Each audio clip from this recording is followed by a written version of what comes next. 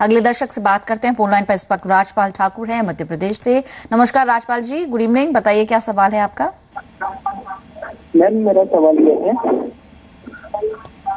Hello, television का volume आप mute कर दें, आपसे रिक्वेस्ट रहेगी, फिर अपना सवाल आप पूछें। यस मैम, मेरे 3 प्लान ले रखे हैं। मैंने दो प्लान नेक्स्ट से ले रखे हैं जी।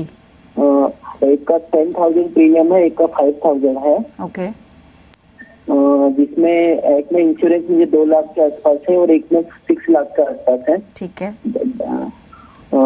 इनके बारे में जानना है। इसमें होल लाइफ प्लान है ये, इसमें एज 100 तक इसको पे करना है, जो एजेंट ने मुझे बताया था। पर एजेंट ने मुझे बताया था 15 ईयर पे प्लान। ठीक है। लेकिन इसमें लिखा हुआ है पॉलिसी में 100 ईयर प्लान है ये जी। होल लाइफ प्लान है, आपको आजीवन शायद प्रीमियम उसमें चुकाना होगा। साथ ही आप एक लाइफ मेकर प्लान भी बता रहे हैं। यस मैम, ठीक है। ठीक है। 20,000 पर ईयर का प्लान है वो। और इसके अलावा आपने तीसरा भी एक प्लान का जिक्र किया, बिरला सन लाइफ का शायद ये प्लान है। Yes ma'am. ठीक है। आपके तीनों प्लान्स पर हम राय लेंगे, पर उससे पहले अगर आप अपने बारे में थोड़ा सा शेयर कर सकें राजपाल, आप की उम्र कितनी है और आपकी सालाना आय कितनी है? हम 3 लाख सालाना आए हैं और उम्र है 30। ठीक है। ठीक है, क्योंकि मेल में शायद डिटेल्स कुछ डिफरेंट थी। हर्ष, बताइए इनकी मौजूदा जो पॉलिसीज है उन पर आपकी क्या राय है? तो मौजूदा पॉलिसीज़ पर राय देने से पहले अगेन सेम चीज़ मैं ठाकुर साहब से भी कहना चाहूँगा कि अगर 3 लाख की आपकी सालाना आय और आप काफ़ी यंग हैं तो कम से कम 60 से 70 लाख तक का आपका बीमा होना चाहिए, जो आपका नहीं है।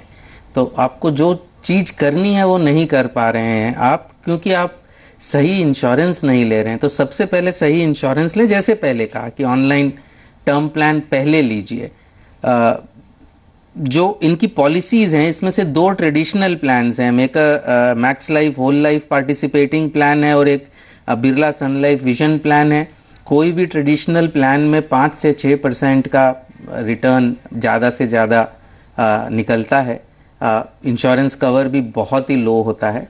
तो क्लियरली अब इन दोनों पॉलिसीज़ में ये हैं थोड़े समय से, इनमें बने रहना चाहिए कि नहीं, ये बताने के लिए इनफ इंफॉर्मेशन नहीं है।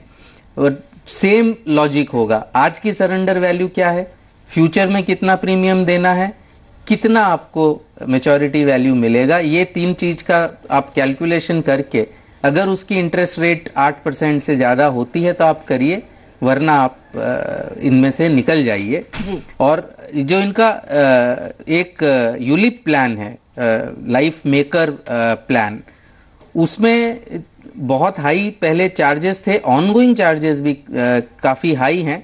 और उसका जो फंड परफॉर्मेंस है, जो अगर इन्होंने इक्विटी फंड में डाला है तो उसमें उनका फंड परफॉर्मेंस भी एज़ कंपेयर टू निफ्टी उसका फंड परफॉर्मेंस भी इतना अच्छा नहीं है। चाहे 1 साल का परफॉर्मेंस ले, चाहे 3 का ले, चाहे 5 का ले। तो क्लियरली मेरे ख्याल से उसमें से तो अब सरेंडर चार्ज भी नहीं है, तो उनको उसमें से तो निकल ही जाना चाहिए। और अगर इक्विटी में ही इनको बने रहना है इन्वेस्टमेंट के लिए, तो वो आप अच्छे इक्विटी फंड में वो पैसा डाल दें, ताकि अगर वो फंड परफॉर्म ना करे तो आप फिर से चेंज कर सकें। जहाँ तक इंश्योरेंस का सवाल है, सबसे पहले इंश्योरेंस कंप्लीट लीजिए, उसके बाद आप इन्वेस्टमेंट की रणनीति बनाइए। जी। तो यहाँ पर 2 बातों का खास आपको ध्यान रखना है। इंश्योरेंस और इन्वेस्टमेंट 2 अलग अलग चीजें, इनको आप मिक्स ना करें। और साथ ही यूलिप्स में जो भी आप फंड चूज करते हैं उसके मुताबिक आपकी फंड वैल्यू बनती है। तो अगर आपका एक्सपोजर ज्यादा इक्विटी की तरफ है, उसको आपको देखना होगा कि आपने कौन सा फंड चुना हुआ है। ग्रोथ, इक्विटी, बैलेंस, अलग अलग तरह के फंड्स यूलिप्स में होते हैं। ज्यादा डिटेल्स होती तो एक्सपर्ट बेहतर तरीके से बता पाते। अभिषेक नायक इस वक्त फोन लाइन पर हमारे साथ